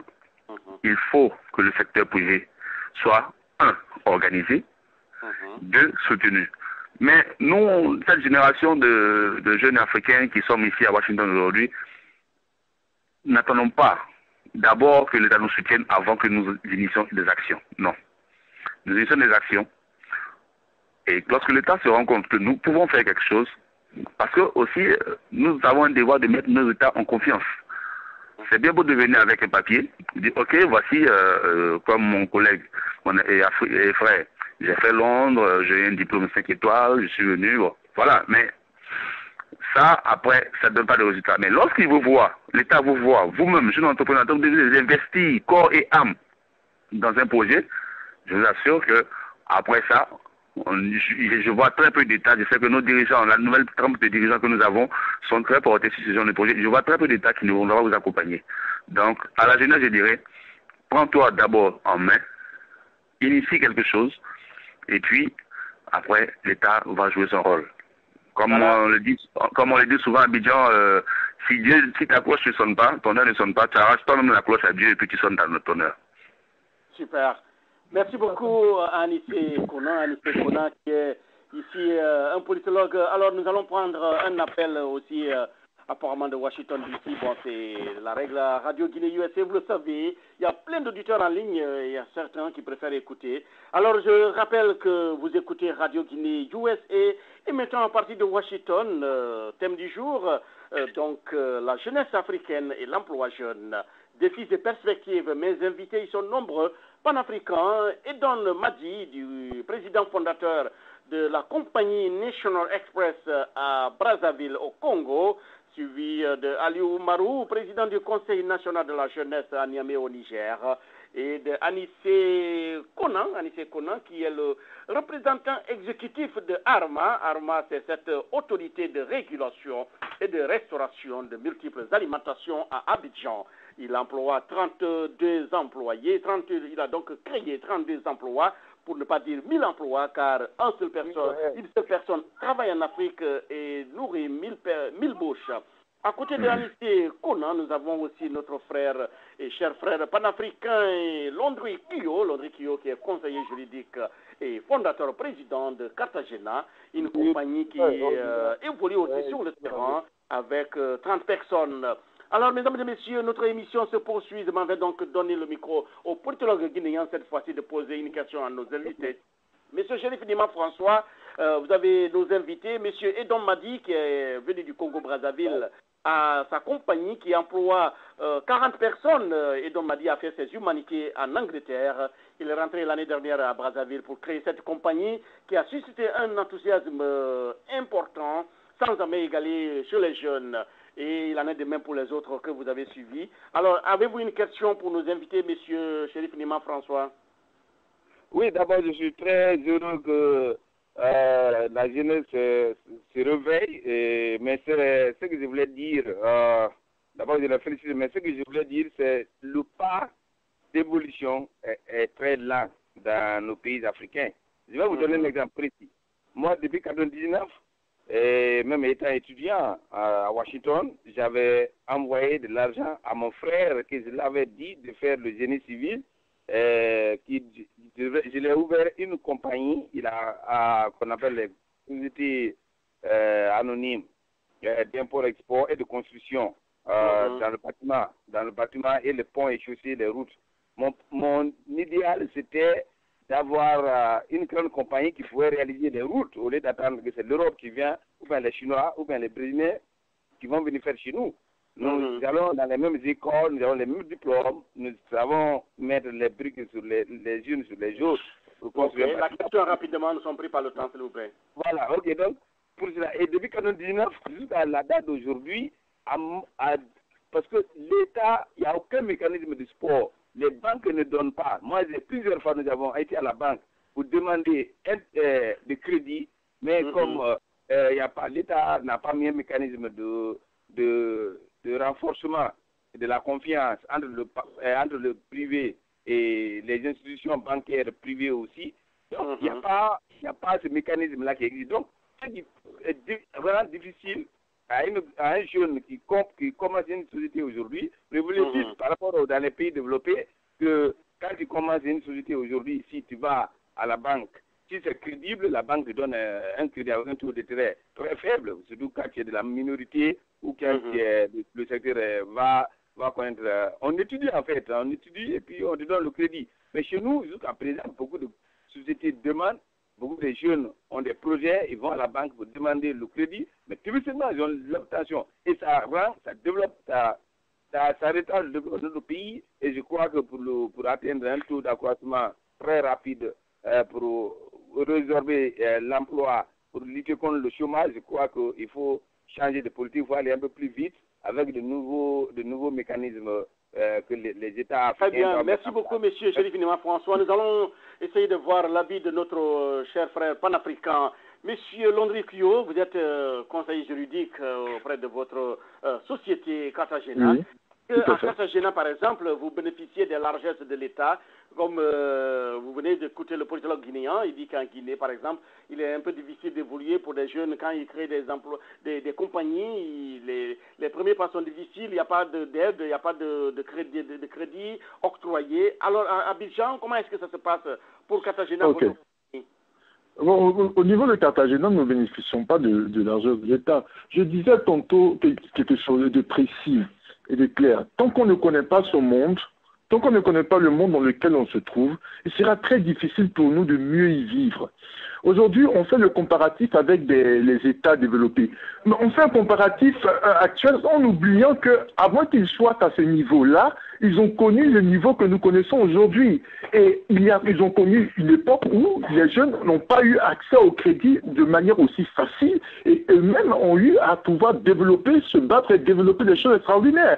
On félicite aujourd'hui Bill Gates pour Microsoft, mais à ce que je sais de l'histoire de Microsoft, Bill Gates n'a pas eu un financement d'une quelconque banque ou encore de l'État. Cependant, aujourd'hui, on retrouve tous ces produits dans l'ensemble, dans la majorité des foyers à travers le monde. Je veux dire que c'est une question de processus. Nous ne sommes pas la France, nous ne sommes pas les États-Unis d'Amérique. Ce que l'on demande aujourd'hui à l'Afrique, c'est qu'elle accepte le processus d'élévation et de développement normal des sociétés et des civilisations. Et aujourd'hui, nous sommes à une étape où chacun doit pouvoir faire un sacrifice citoyen en étant actif et utile, de sorte à ce que, dans la perspective de réinvention de son métier, afin d'éviter le manque d'opportunités d'emploi, on puisse arriver à quelque chose. Je vais conclure avec ceci, pour dire à mon ami de la Guinée que lorsqu'en Belgique, pendant des mois, il n'y avait pas eu de pouvoir exécutif, la Belgique, du point de vue social et du point de vue économique, a toujours fonctionné. Le fait qu'en Guinée, il n'y ait pas d'Assemblée nationale ne devait pas fragiliser la société ou rendre fébriles les entrepreneurs. Si la Guinée se concentre sur sa citoyenneté forte, active et utile, il y a possibilité que celle-ci puisse émerger aussi vite que la Côte d'Ivoire. Merci beaucoup à M. Londré Kio, conseiller juridique auprès de Cartagena à Abidjan. M. Kio actuellement séjourne à Chicago aux États-Unis sur l'invitation des autorités américaines. Direction, toujours, on reste à Chicago pour prendre notre frère de Brazzaville, Edon Madi. Nous sommes pratiquement à la fin de cette émission. Quel message fort avez-vous? Vous qui séjournez aux États-Unis, vous allez bientôt retourner dans votre pays.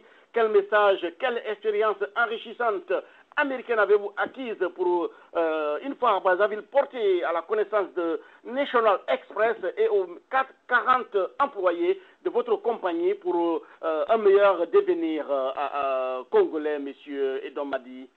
En fait, mon expérience ici à Charlotte et dans la Caroline du Nord, à Washington et à Chicago, m'a fait à renforcer la perception et ma philosophie de gestion de l'entreprise. J'ai toujours pensé qu'un entrepreneur ou un chef, directeur, fondateur, directeur gérant d'une structure n'est pas plus important que son employé. Donc, cette perception a été renforcée ici parce qu'on a vu un partenariat réel entre le directeur gérant et celui qui fait le travail le plus bas au niveau de la société. Il faut toujours qu'il y ait un sens de connexion. Il faut qu'il y ait toujours un sens d'appartenance, un titre de propriété que l'employé bénéficie. Donc ce sens-là permettra à ce que le meilleur de l'employé soit mis en œuvre. Quand un employé ne se sent pas responsable, n'a pas le titre d'appartenance, le titre de propriété dans son entreprise, il ne peut pas donner le meilleur de lui-même. C'est ça ce qu'on a constaté ici. Ici, l'employé et l'employeur, ils sont presque égaux. C'est vrai que ce sont des positions qui sont différentes, mais l'objectif est commun. Donc, cette philosophie a été renforcée et moi, je m'en vais à Brazzaville, toujours dans la même perspective, pour continuer à dire à nos employés, écoutez, vous n'êtes pas plus bas que moi, mais nous sommes tous pareils, sauf que nous avons des positions qui sont différentes. Alors, encore, un modèle de développement très important que j'ai trouvé à Charlotte, c'est celui qui consiste à mettre dans une même plateforme. Oui, allez-y, s'il vous plaît. Les décideurs politiques, les leaders académiques, les leaders de la communauté des hommes d'affaires, les investisseurs et les entrepreneurs des sociétés civiles et privées, dans une même plateforme pour discuter des enjeux de développement. Comment est-ce qu'il faut créer des atmosphères ou des conditions propices et l'environnement des affaires qui puissent être favorables à l'entrepreneuriat. Ça, c'est un modèle très important. Ça n'existe presque pas chez nous. Donc, il faut qu'on puisse comprendre que seul on ne peut rien faire. Donc, tous les acteurs de l'économie doivent être mis en place et discuter, mettre leur communauté en avant et nos intérêts individuels en arrière. Quand la communauté bénéficie individuellement dans sa sphère professionnelle, nous bénéficions aussi. C'est le modèle qui m'a intéressé. Là, à Charlotte, ils appliquent ça et ça peut aussi être appliqué à condition que nous puissions l'ajuster et l'adapter à nos conditions locales aussi. Merci beaucoup, M. Madi. Alors, direction toujours, nous restons toujours à Chicago pour prendre Ali Oumarou. Ali Oumarou, vous êtes président du Conseil national de la jeunesse à Niamey au Niger. Quelle expérience enrichissante américaine avez-vous acquise au profit que vous allez mettre à la portée de vos jeunes, de vos frères compatriotes restés au pays, au Niger, M. Ali Oumarou? Et merci une fois de plus, comme l'a dit Madame, nous étions dans la même ville de mentoring à Charlotte, en Caroline du Nord. Et franchement, lorsque nous avons eu l'occasion de faire la présentation de nos pays, de nos organisations, on avait estomaqué beaucoup d'individus. Et plusieurs d'entre eux sont à pied d'œuvre à nous envoyer des fonds pour la réalisation de nos projets. C'est qui est une expérience extraordinaire. Je te rappelle que j'avais sacrifié ma place pour la conférence de Rio où je devais aller avec le chef de l'État du Niger pour venir à cette rencontre. Et je me rappelle toujours d'un mot que le consul de l'ambassade des États-Unis au Niger m'a dit. Il m'a dit, Aliou, je suis sûr que tu vas tirer beaucoup de profit de cette rencontre. Eh bien, c'est ça. C'est le vrai aveugle, c'est celui qui a des yeux qui ne voit pas. Et nous avons eu la chance de ne pas être aveugle et de tirer le maximum de profit de cette rencontre. Nous avons, en collaboration avec l'université Charles Son Smith de Charlotte, d'avoir des bourses pour les jeunes de nos pays. C'est-à-dire qu'à partir du mois à venir, nous allons faire venir des compatriotes nigériens, et congolais, soudanais, parce que nous étions 6 à cette université. Ils vont nous donner des bourses qu'on va donner à des jeunes de nos pays. C'est qui est une expérience extraordinaire. Nous avons rencontré également une organisation internationale basée au Canada et aux États-Unis qui sont prêts à venir connecter nos universités et d'apporter du matériel électronique. En ce qui me concerne, j'ai déjà établi le contact entre cette organisation et le ministre de la communication de mon pays qui les attend dans 2 semaines au Niger. À partir du 15 déjà, ils seront au Niger. Pour vous dire que nous avons beaucoup appris, nous avons beaucoup appris et nous allons beaucoup apporter dans nos pays. Et je pense que sur ce mot, je peux dire que l'objectif est atteint. Parce que, comme l'a dit un penseur, il ne s'agit pas de construire le futur pour la jeunesse, mais de construire la jeunesse pour le futur. Et c'est ce qui est en train d'être fait. Et surtout, rassurez-vous que nous ne sommes pas des jeunes amateurs qui sont venus aux États-Unis manger leur ketchup, manger leur hamburger et nous avons changé de mentalité. Non, c'est sur la base de ce que nous faisons déjà que nous sommes là. Et je pense que nous avons représenté valablement notre continent. Absolument. Merci beaucoup. Merci à notre cher ami Aliou Oumarou, le représentant du Niger à cette grande kermesse organisée à Chicago sur l'invitation des autorités américaines. Alors, nous restons toujours à Chicago pour prendre Anissé Konan qui nous vient de la Côte d'Ivoire. Anissé Konan, qu'avez-vous appris ici pour Arma? Arma, je vous rappelle, mesdames et messieurs, que c'est cette organisation de restauration des multiples alimentations à Abidjan. Arma a des employés, 32 employés en Côte d'Ivoire. Alors, rapidement, votre mot de la fin, monsieur Anissé Konan. Ok, je vais commencer par vous remercier encore. Et dire aussi que j'aime pas trop le mot kermesse que vous avez employé, ça fait festif, ça fait réjouissance. Parce que nous sommes ici depuis pratiquement 3 semaines et je vous assure que personne n'a pu faire du shopping. Parce que le programme est bouclé, c'est de 8h, 21h, 8h, 20h, sauf le dimanche. Et donc, comme vous employez le mot commerce, bon, bref, pour vous dire qu'on est là pour travailler. Et maintenant, mon mot de la fin, ce que je retiens, c'est que, je vous l'ai dit tout à l'heure, on ne peut pas être le produit par hasard. Un pays, il est forcément organisé. Le pays est organisé, les structures sont organisées. Et ce sont les petits détails qui font les grandes choses. Et donc, si la jeunesse africaine n'arrive pas à s'organiser, elle n'ira pas bien loin. Autre chose que nous avons appris ici, hormis l'organisation, c'est quoi? C'est le respect du temps. Ce sont des petites choses, mais c'est le respect du temps. On a tendance souvent à dire l'heure africaine, mais c'est pas bon. Il y a aussi une autre chose qu'on nous a appris ici, c'est effectivement de travailler la coopération sud-sud. Nous sommes aujourd'hui 62 jeunes africains que nous sommes retrouvés ici. Chacun venant de son pays, chacun ayant son secteur d'activité. Mais derrière, c'est quoi? Lorsque nous quittons ici, il ne faut pas que nous ayons en tête de travailler avec les Américains seulement. Non. Nous devons travailler d'abord entre nous-mêmes Africains, parce que nous sommes interdépendants, nous sommes complémentaires. Et donc ça, c'est un des grands messages, c'est une des grandes leçons que nous devons retenir de ce voyage-là. Être organisé, insister sur les détails, être ponctuel, et puis travailler d'abord entre nous, Africains, avec nos frères africains, parce que nous avons tout chez nous. Nous avons tout en Afrique. Nous avons les connaissances, nous avons les matières premières. Il reste juste à s'organiser et pour pouvoir aller de l'avant. Merci beaucoup, Anité Konan. Alors, monsieur Londrikio, votre mot de la fin en quelques minutes. Je ne dirais pas beaucoup plus que ce que mes chers amis ont dit.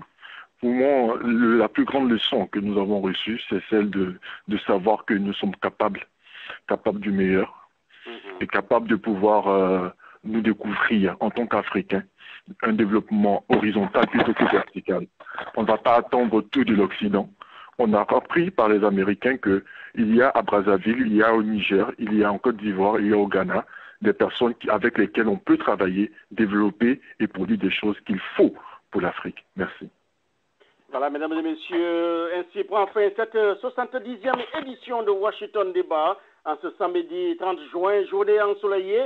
Washington Débat, Radio Guinée sur Radio Guinée. Radio Guinée, mesdames et messieurs, qui deviendra dans quelques jours Radio Top Africa, cette radio panafricaine qui sera au service des Africains et de la communauté africaine des États-Unis. Merci à vous. On s'excuse auprès de nos auditeurs et auditrices qui n'ont pas pu poser des questions à nos invités. Ce n'est que partie remise. Rendez-vous la semaine prochaine pour d'autres émissions. C'était au micro encore une fois, Georges Léonard Sagno. Merci à tous ceux qui nous écoutent du côté des quatre coins du globe et bonne soirée chez vous.